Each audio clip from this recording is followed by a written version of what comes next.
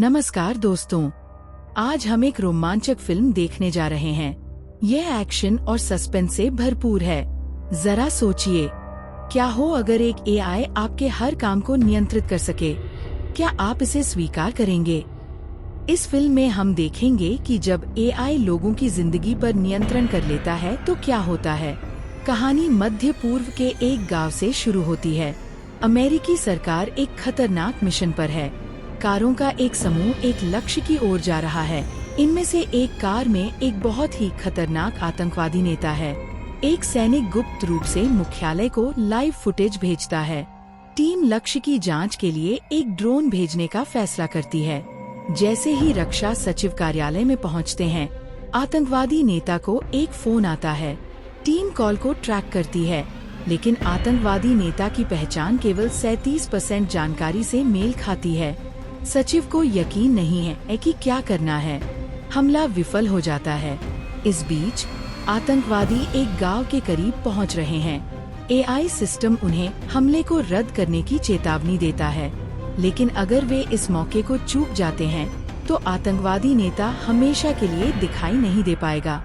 Major दबाव महसूस करते हुए सचिव को जोखिम लेने और हमले के साथ आगे बढ़ने के लिए कहते हैं। फिर सिस्टम अपडेट होता है और अब 51% मिलान होता है। राष्ट्रपति सुनते हैं और बिना समय गवाए हमले के लिए हरी झंडी दे देते हैं। मिसाइल दागी जाती है। धमाका। अगले दृश्य में हम अपने नायक क्रिस को देखते हैं। वह एक जेरोक्स की दुकान में काम करता है, लेकिन वह अपना किराया भी नहीं दे सकता। जब वह अपना बैंक खाता चेक करता है तो उसमें पर्याप्त धनराशि दिखाई देती है, लेकिन कोई कैमरे से उसे देख रहा होता है। जब वह अपने घर में घुसने की कोशिश करता है तो मकान मालिक उसे रोक देता है। किसी तरह क्रिस कुछ पैसे देकर उसे मना लेता है। तभी क्रिस को अपनी माँ का फोन आता है, जो उसे बताती है कि क्रिस के भाई की मृत्यु हो गई है। क्रिस का दिल टूट जाता है। बाद में अंतिम संस्कार में सभी चौंक जाते हैं, क्योंकि क्रिस बिल्कुल अपने भाई जैसा दिखता है। उसके भाई का नाम जॉन था। जॉन का शव देखकर क्रिस बहुत दुखी होता है। बाद में क्रिस जॉन के कमरे में जाता है और उसके पिता अंदर आते हैं। क्रिस के माता पिता हमेशा उसकी तुलना जॉन से करते थे। यही वजह है कि क्रिस ने घर छोड़ दिया और काम करना शुरू कर दिया। अगले दृश्य में हम अपनी नायिका रेचल को देखते हैं। वह अपने बेटे के साथ एक अकेली माँ के रूप में रह रही थी, जो संगीत बहुत अच्छा बजाता है। वे ट्रेन स्टेशन की ओर दौड़ते हैं, क्योंकि उसके बेटे को वाशिंगटन डीसी में राष्ट्रपति के सामने स्कूल के प्रदर्शन में संगीत बजाना है। रेचल उसे सावधान रहने के लिए कहती है और उसे जाते हुए देखती है, लेकिन तभी एक अनजान व्यक्ति उसके बेटे का संगीत वाद्य यंत्र का डिब्बा उठाता है और फोन पर किसी के आदेश का पालन करते हुए चला जाता है। अगले दृश्य में क्रिस अपना बैंक खाता फिर से चेक करता है। इस बार वह अपने खाते में लाखों डॉलर देखकर चौंक जाता है। घबराकर वह घर भागता है, जहां उसे अपने घर में कई बक्से रखे मिलते हैं। जब वह उन्हें खोलता है तो उसे बंदूकें, विस्फोटक और बम मिलते हैं। उसे अपने नाम वाले कई पासपोर्ट भी मिलते हैं। जैसे ही उसे एहसास होता है कि स्थिति कितनी गंभीर है, वह डर जाता है। तभी उसे एक महिला का फोन आता है, जो उसे भाग जाने की चेतावनी देती है। वह उसे बताती है कि 30 सेकंड में एफबीआई उसके दरवाजे पर होगी। वह उससे पूछता है कि क्या हो रहा है, लेकिन वह कहती है, क्रिस, तुम्हें सक्रिय कर दिया गया है। अब तुम एक महत्वपूर्ण व्यक्ति हो। वह समझाती है कि एफबीआई उसे गिरफ्तार करेगी और उनके पहुंचने से पहले उसे स्टेशन पहुंचना होगा। जैसे ही उसकी बात खत्म होती है, एफबीआई उसे गिरफ्तार कर लेती है। पूछताछ कक्ष में टॉम नाम का एक अधिकारी प्रवेश करता है। क्रिस उसे बताता है कि वह निर्दोष है और उसे कुछ नहीं पता। टॉम क्रिस के भाई के बारे में पूछता है, लेकिन क्रिस कहता है कि वह उसके बारे में कुछ नहीं जानता, क्योंकि उसका भाई छोटी उम्र में ही घर छोड़कर चला गया था। टॉम उसे बताता है कि जॉन बचपन में ही वायुसेना में भर्ती हो गया था। उसने तकनीक के कई उन्नत प्रशिक्षण पूरे किए और इस क्षेत्र का विशेषज्ञ बन गया। उसके भाई की मृत्यु के बाद राष्ट्रीय सुरक्षा व्यवस्था के लिए एक बड़ा खतरा पैदा हो गया था। क्रिस उसे आए फोन कॉल के बारे में बताता है और जोर देकर कहता है कि उसे कुछ नहीं पता, लेकिन टॉम उसकी बात मानने से इनकार कर देता है और कमरे से बाहर चला जाता है। अगले दृश्य में रेचल एक बार में बियर पी रही है। इसी बीच उसे अपने बेटे का फोन आता है। वह फोन उठाने के लिए बाहर जाती है और वही महिला फोन पर है जिसने पहले क्रिस से बात की थी। वह महिला रेचल से मॉनिटर देखने के लिए कहती है। स्क्रीन पर अपने बेटे को देखकर रेचल चौंक जाती है। तुरंत वह जानना चाहती है कि वह महिला कौन है। महिला जवाब देती है, तुम सक्रिय हो, मेरे निर्देशों का पालन करो वरना हम ट्रेन दुर्घटना कर देंगे। वह रेचल को धमकाती है, फिर उसे पार्किंग में खड़ी एक कार में जाने को कहती है। घबराई हुई रेचल पुलिस को फोन करती है। हालांकि महिला कॉल को इंटरसेप्ट कर लेती है और हैक कर लेती है और रेचल को चेतावनी देती है, ऐसा दोबारा मत करना। दूसरी तरफ टॉम जॉन की फाइल पढ़ रहा होता है। तभी वायुसेना एजेंट जो आती है। वह जॉन का केस देख रही है। जो बताती है कि जॉन की एक दुर्घटना में मृत्यु हो गई और उसके बाद क्रिस को कई पार्सल, पासपोर्ट और नकदी मिली। उसे शक है कि इन घटनाओं के बीच कुछ संबंध है, लेकिन उसे इस पर संदेह है। उन्हें पता नहीं, कोई सीसीटीवी से देख रहा है। इसी बीच कोई फैक्स हैक कर लेता है और क्रिस को फोन करने की अनुमति देने वाला संदेश भेजता है। जो क्रिस से पूछताछ करना चाहती है, लेकिन टॉम मना कर देता है। क्रिस को आखिरकार फोन कॉल करने की इजाजत मिल जाती है, लेकिन आर्या कॉल को हैक करके बीच में ही रोक देती है। वह क्रिस से कहती है कि उसे तुरंत भाग जाना चाहिए। उलझन में क्रिस उसके बारे में पूछता है, लेकिन वह उसे नीचे उतरने को कहती है और उल्टी गिनती शुरू कर देती है। कुछ सेकंड बाद एक विशाल क्रेन इमारत से टकराती है। क्रिस देखता है, एक डिजिटल बोर्ड उसे कूदने का निर्देश देता है। टॉम और जो ये देखकर कुछ करने की कोशिश करते हैं, लेकिन क्रिस घबरा जाता है और इमारत से कूद जाता है। वह ठीक समय पर पटरी पर उतर जाता है और ट्रेन की चपेट में आने से बाल बाल बच जाता है। वहाँ उसे बोर्ड पर ट्रेन पकड़ने का संदेश दिखाई देता है। वह ट्रेन पकड़ता है और वहाँ उसे किसी के मोबाइल से कॉल आती है। उस कॉल में आर्या उसे 3 स्टेशनों तक ट्रेन में ही रहने का निर्देश देती है। क्रिस उलझन में है और हैरान है कि वह उसे कैसे ट्रैक कर रही है। अगले स्टेशन पर वह ट्रेन छोड़ देता है और दूसरी ट्रेन पकड़ लेता है, लेकिन आर्या उसे मैसेज करके बताती है कि उसने उसकी बात नहीं मानी। तुरंत वह ट्रेन के सर्वर को हैक कर लेती है और ट्रेन को उस स्टेशन पर रिवर्स कर देती है जहां उसने क्रिस का गंतव्य तय किया था। इसके बाद क्रिस को उसका एक और फोन आता है। वह पूछता है कि वह ये सब कैसे कर रही है, लेकिन हमेशा की तरह वह उसे अगले स्टॉप पर ट्रेन से उतरने का निर्देश देती है, जहां एक काली गाड़ी उसका इंतजार कर रही होगी। निराश होकर क्रिस उसका आदेश मानने से इनकार कर देता है और फोन काट देता है। हालांकि आर्या ट्रेन में सभी को क्रिस की तस्वीर भेजती है और बताती है कि वह एक आतंकवादी है। ये देखकर कि सब उसकी ओर ध्यान दे रहे हैं, क्रिस घबरा जाता है और ट्रेन से कूद जाता है।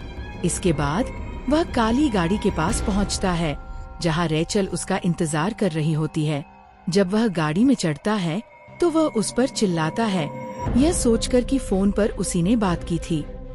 लेकिन वह उस पर चिल्लाती है, यह सोचकर कि उसी ने उसके बेटे को फंसाया है। थोड़ी देर बाद दोनों को समझ आता है कि उन्हें किसी और ने फंसाया था। अचानक पुलिस उनकी कार पर गोलीबारी शुरू कर देती है। रेचल कार चलाती है, जबकि आर्या, जिसने जीपीएस के जरिए कार हैक कर ली है, उन्हें रास्ता बताती है। हालांकि पुलिस की गाड़ियां उनका पीछा कर रही हैं। टॉम और जो भी उनका पीछा कर रहे हैं। आर्या ट्रैफिक सिग्नल हैक करती है। हर चौराहे पर उन्हें हरी बत्ती देती है। वह पुलिस की गाड़ियों को आपस में टकराने पर मजबूर करती है। इसके बाद वे बंदरगाह में प्रवेश करते हैं। आर्या बंदरगाह में मौजूद सभी क्रेनों को हैक कर लेती है और उनका इस्तेमाल पुलिस की गाड़ियों को नष्ट करने के लिए करती है।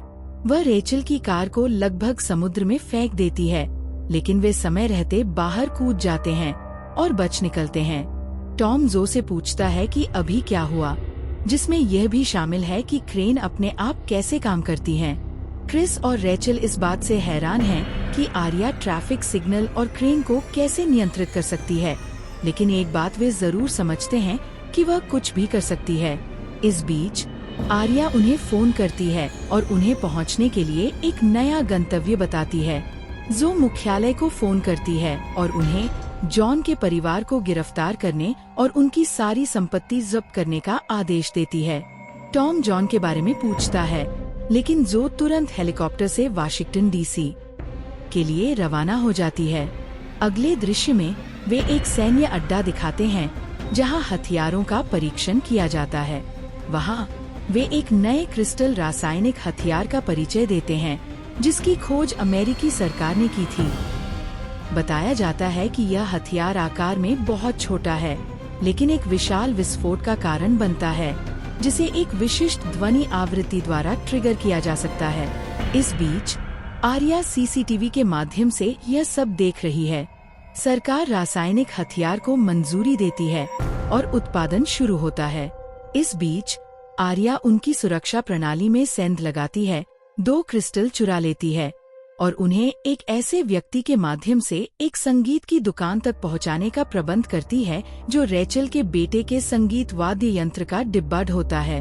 वह क्रिस्टल को संगीत वाद्य यंत्र के अंदर रखता है और फिर आर्या विभिन्न स्थानों पर कई बम तैयार करती है, उन्हें वाशिंगटन डीसी पहुंचाने की योजना बनाती है। रेचल और क्रिस अपनी मंजिल पर पहुंच जाते हैं। रेचल उस पर चिल्लाती है और कहती है कि ये सब उसके भाई की वजह से हो रहा है। इसी बीच एक कार आती है और म्यूजिक शॉप वाला आदमी उसमें से उतरता है और उन्हें बताता है कि उसे उनमें से 2 को लेने का ऑर्डर मिला है। हालांकि वह निराश होकर वहां से चला जाता है। आर्या क्रिस को फोन करती है और कहती है कि वह उस आदमी को रोके वरना वह मर जाएगा। क्रिस बीच बचाव करने ही वाला होता है कि आर्या बिजली के तारों को हैक कर लेती है, एक तार काट देती है और उसे उस आदमी पर गिरा देती है। यह देखकर रेचल और क्रिस दोनों चौंक जाते हैं। फिर आर्या उन्हें पहुंचने का एक स्थान बताती है।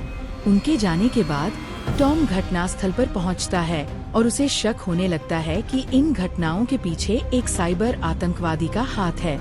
इस बीच जो जॉन के घर जाती है और उसे एक छिपा हुआ लैपटॉप मिलता है।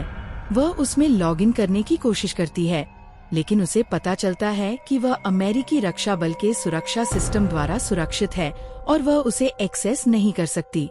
जैसे ही वह जाने की कोशिश करती है, वायुसेना के एजेंट आ जाते हैं और उसे ले जाते हैं। राहेल और क्रिस रास्ते में होते हैं। राहेल उसके भाई पर आरोप लगाती है और कहती है कि वह आतंकवादी हो सकता है।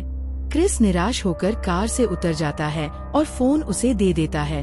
राहेल बाहर आती है, रोती है और उसे बताती है कि उसका बेटा भी इसमें फंसा हुआ है। क्रिस को स्थिति का एहसास होता है और वे दोनों गंतव्य पर पहुंच जाते हैं। आर्या उन्हें सुरक्षा कर्मियों से एक बक्सा लेने का निर्देश देती है जो वहां पहुंचने वाला था। कोई और विकल्प न होने पर वे सुरक्षा कर्मियों से लड़ते हैं और बक्सा ले लेते हैं। पुलिस उनका पीछा करने लगती है, लेकिन आर्या आसपास की इमारतों के सभी फायर अलार्म तोड़कर अधिकारियों का ध्यान भटका देती है। क्रिस और राहेल भाग निकलते हैं। जब वे बक्सा चेक करते हैं तो उस पर एक उल्टी गिनती का टाइमर देखकर वे घबरा जाते हैं। इस बीच जो रक्षा कार्यालय पहुंचती है, जहां रक्षा सचिव उसे जॉन के मामले को संभालने की पूरी अनुमति दे देती है। आर्या सीसीटीवी कैमरों से यह सब देखती है। सचिव जो को बताते हैं कि जॉन की मौत के बाद कई आतंकवादी धमकियां मिली थीं। इसके बाद वे एक और गुप्त लिफ्ट की ओर बढ़ते हैं, जिसके बारे में जो को भी पता नहीं होता। सचिव बताती है कि वह एक गुप्त इकाई थी। दूसरी तरफ रेचल और क्रिस एक शॉपिंग मॉल पहुंचते हैं।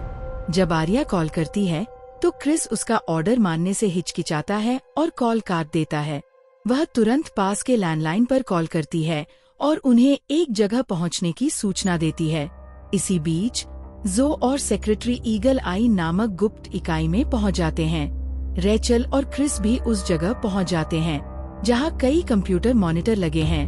क्रिस बॉक्स रखता है और उसी क्षण सभी मॉनिटर एक साथ चालू हो जाते हैं और क्रिस की शुरुआत से ही फुटेज चलने लगते हैं। एक आवाज उसे बताती है कि उन्हें उसके बारे में सारी जानकारी है। रेचल अपने बारे में पूछती है और आर्या कई अलग अलग आवाजों में जवाब देती है कि वे संयुक्त राज्य अमेरिका की सुरक्षा हैं। क्रिस अब समझ जाता है कि पहले हुई सभी घटनाओं की योजना और क्रियान्वयन एक सुपर कंप्यूटर द्वारा किया गया था। इस बीच जोई को उस शानदार सुपर कंप्यूटर से परिचित कराया जाता है जहां एक विशाल नेत्र गोलक है। सचिव बताते हैं कि यह कंप्यूटर सभी लोगों की गतिविधियों पर नजर रखता है, डेटा एकत्र करता है और उनके इरादों को पहचानता है। अगर इसे देश के लिए कोई खतरा महसूस होता है तो यह तुरंत अपने आप कार्रवाई करता है। इसके अलावा यह देश भर के सभी इलेक्ट्रॉनिक्स और कंप्यूटरों को नियंत्रित कर सकता है। सीधे शब्दों में कहें तो यह देश भर की सभी सूचनाओं को एक्सेस और देख सकता है। इस प्रोग्राम को ईगल आई कहा जाता है और सुपर कंप्यूटर का नाम आर्या है। सचिव ईगल आई को जॉन के बारे में सारी जानकारी देने का निर्देश देते हैं। इससे पहले ईगल आई जोई को स्कैन करता है और उसके रिकॉर्ड के बारे में सारी जानकारी बताता है। यह देखकर जोई चौंक जाती है और जॉन के बारे में बताती है। इस बीच मेजर विलियम उसे जॉन के बारे में बताते हैं।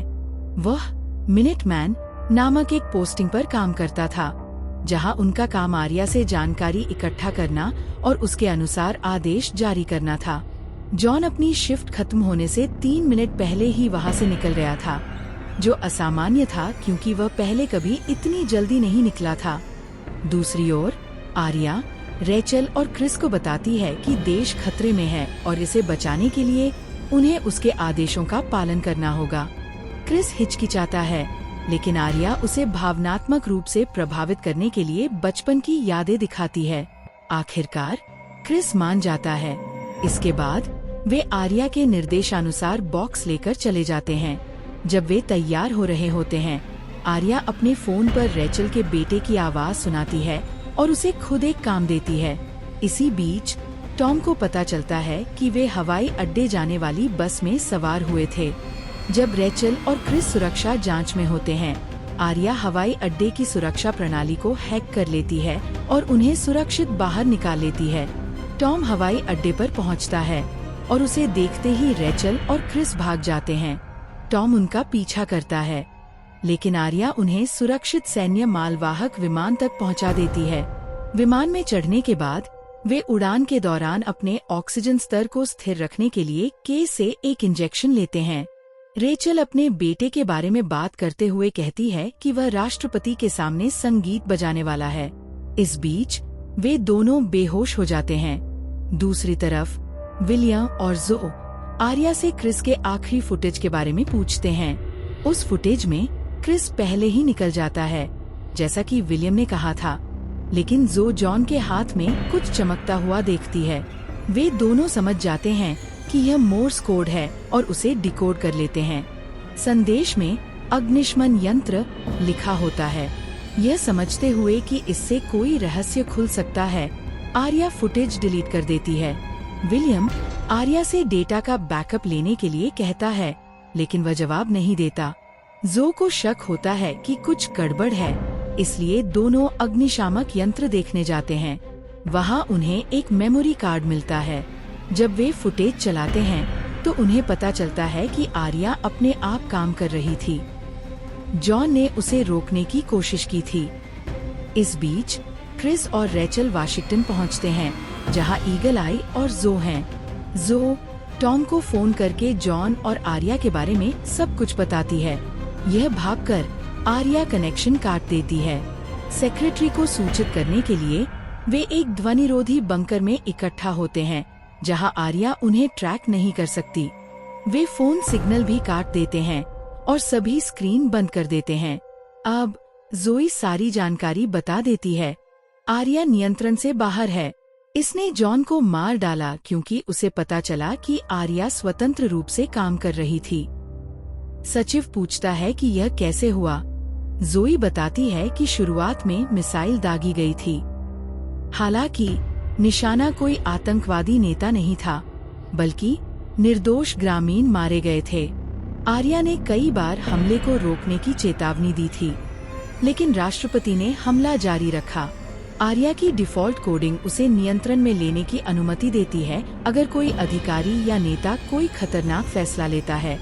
यह उन्हें देश के लिए खतरा मानता है और उन्हें खत्म कर सकता है।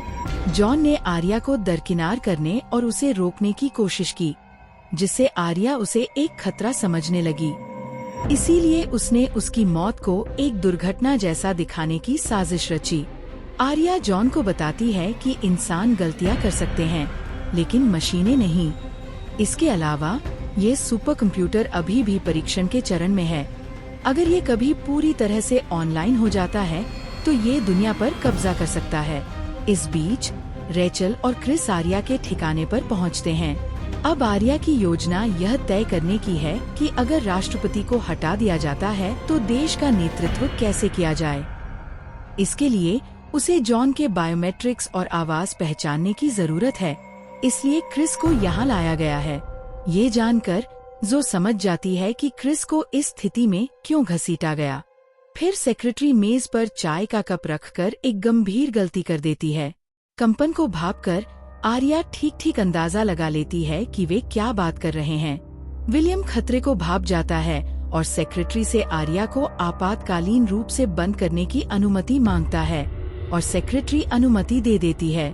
इसी बीच आर्या क्रिस की मदद से बायोमेट्रिक लॉक हटा देती है। जो की टीम जाने ही वाली होती है कि आर्या दरवाजा बंद कर देती है और सेक्रेटरी को अंदर बंद कर देती है। जो और विलियम को खत्म करने के लिए बाहर धमाका करो, क्योंकि उनका मकसद आर्या को रोकना है और ये प्रोग्राम इस तरह से किया गया है कि जो कोई भी इसे रोकने की कोशिश करेगा उसे देशद्रोही माना जाएगा। दूसरी तरफ रेचल क्रिस पर बंदूक तानती है। आर्या ने क्रिस की बायोमेट्रिक पहचान मिलने के बाद ये योजना बनाई थी, लेकिन रेचल उसे मार नहीं पाती, इसलिए वह चली जाती है। इसी बीच टॉम आता है और क्रिस को गिरफ्तार कर लेता है, लेकिन सैनिक क्रिस और टॉम को अपने कब्जे में ले लेते हैं। एक पुलिस अधिकारी टॉम को बताता है कि क्रिस्टल खो गया है और बताता है कि इसमें लगभग 10 मील के क्षेत्र को नष्ट करने की शक्ति है। निराश होकर टॉम को एहसास होता है कि कुछ गड़बड़ है। क्रिस्टल असल में रेचल के बेटे के बक्से में है, जो संगीत वाद्य यंत्र के डिब्बे के अंदर छिपा है। टॉम किसी तरह सैनिकों को चकमा देकर क्रिस को बचा लेता है। दूसरी तरफ रेचल को एक रहस्यमय आदमी उठा लेता है, जो उसके लिए डीसी में प्रवेश करने के लिए एक नकली पहचान पत्र तैयार करता है। वह उसे एक हार भी देता है जिसमें क्रिस्टल होता है। हवाई अड्डे पर कोई संगीत वाद्य यंत्र का डिब्बा वापस रख देता है और वह फिर से रेचल के बेटे के पास पहुंच जाता है। टॉम क्रिस से बम के बारे में पूछता है, लेकिन क्रिस को कुछ नहीं पता। फिर वह आर्या सुपर कंप्यूटर के बारे में बताता है। टॉम तुरंत अपना फोन फेंक देता है, लेकिन आर्या सीसीटीवी कैमरों के जरिए उन पर नजर रखना शुरू कर देती है और उन पर हमला करने के लिए एक हैक किया हुआ ड्रोन भेजती है। जैसे ही सेना ड्रोन को रोकने की कोशिश करती है, आर्या उनके विमान को हैक कर लेती है और पायलट को बाहर निकाल देती है। टॉम क्रिस को डीसी में शुरू होने वाली सभा, गायब क्रिस्टल और संगीत की दुकान के मालिक की मौत के बारे में बताता है। अचानक क्रिस को एहसास होता है रेचल का बेटा सभा में संगीत बजाने वाला है। अब उसे समझ आता है कि आर्या ने रेचल और उसके बेटे को क्यों फंसाया था। वह समझाता है कि अगर रेचल का बेटा पूरे सुर बजाएगा तो क्रिस्टल सक्रिय हो जाएगा और विस्फोट हो जाएगा। इस बीच आर्या एक ड्रोन के जरिए बम गिराती है। तुरंत वे कार बदलते हैं और एक सुरंग में प्रवेश करते हैं। आर्या एक और मिसाइल भेजती है, लेकिन वे एक ट्रक को चकमा देकर बच निकलते हैं। मिसाइल ट्रक से टकराती है, जिससे विस्फोट होता है। उनकी कार क्षतिग्रस्त हो जाती है और टॉम घायल हो जाता है। वह क्रिस को बंदूक थमा देता है और उसे राष्ट्रपति को बचाने के लिए भेज देता है। इस बीच ड्रोन क्रिस को निशाना बनाता है, लेकिन टॉम दूसरी कार से ड्रोन को टक्कर मार देता है और दुर्घटना का शिकार हो जाता है। दूसरी तरफ रेचल तैयार होकर क्रिस्टल का हार पहन लेती है। सचिव आर्या से पूछती है कि उसने उसे क्यों नहीं मारा। आर्या बताती है कि आतंकवादी मिशन के दौरान वह अकेला था जिसने उसके आदेशों का पालन किया था। वह आगे कहती है कि वर्तमान राष्ट्रपति के हटने के बाद वह अगला राष्ट्रपति बनेगा। दूसरी तरफ विलियम और जो हार्ड ड्राइव से आर्या की मेमोरी निकाल रहे हैं और लिक्विड नाइट्रोजन का एक कंटेनर संभाल रहे हैं। विलियम जैसे ही लिक्विड नाइट्रोजन निकालने वाला होता है, आर्या ईगल आई सिस्टम से उस पर हमला कर देती है। जो पलटवार करती है और सिस्टम पर एक धातु की छड़ से वार करती है, जिससे लिक्विड नाइट्रोजन बाहर गिर जाता है। इससे आर्या पूरी तरह से बंद हो जाता है। हालांकि पहले लगाया गया बम अभी भी सक्रिय है। रेचल सभा में पहुंचती है। क्रिस अंदर जाने की कोशिश करता है, लेकिन एक पुलिस अधिकारी उसे रोक देता है। वह गार्ड पर हमला करता है और अधिकारी की वर्दी पहन लेता है। सभा शुरू होती है और बच्चे संगीत प्रस्तुत करना शुरू कर देते हैं। उनके संगीत प्रदर्शन के अंत में बम फटने वाला होता है। रेचल अपने बेटे को देखती है और उस तक पहुंचने की कोशिश करती है, लेकिन सुरक्षाकर्मी उसे रोक लेते हैं। क्रिस अब एक गार्ड की पोशाक में सभा में प्रवेश करता है। जैसे ही संगीत बम को ट्रिगर करने वाला होता है, क्रिस छत पर गोली चला देता है, जिससे प्रदर्शन रुक जाता है। सभी लोग अफरातफरी में जमीन पर गिर जाते हैं। इस अफरातफरी में पुलिस क्रिस को गोली मार देती है और वह बेहोश हो जाता है। बाद में सचिव अदालत में सब कुछ समझाता है। अदालत ईगल आई कार्यक्रम को हमेशा के लिए बंद करने का आदेश देती है। क्रिस और उसके भाई जॉन को राष्ट्रपति पुरस्कार से सम्मानित किया जाता है। क्रिस अपने पिता के साथ गर्व से खड़ा है। कुछ समय बाद क्रिस की मुलाकात रेचल से उसके बेटे के जन्मदिन पर होती है और दोनों एक दूसरे से प्यार करने लगते हैं। कहानी यहीं खत्म होती है। उम्मीद है आपको कहानी पसंद आई होगी। एआई विकास के बारे में आप क्या सोचते हैं? मेरी राय में हर चीज में अच्छाई और बुराई होती है। ये सब इस बात पर निर्भर करता है कि हम उसका इस्तेमाल कैसे करते हैं। अगर हम एआई का सकारात्मक इस्तेमाल करें, तो यह निश्चित रूप से एक बेहतर भविष्य की ओर ले जा सकता है। अपने विचार कमेंट में लिखें। देखने के लिए शुक्रिया।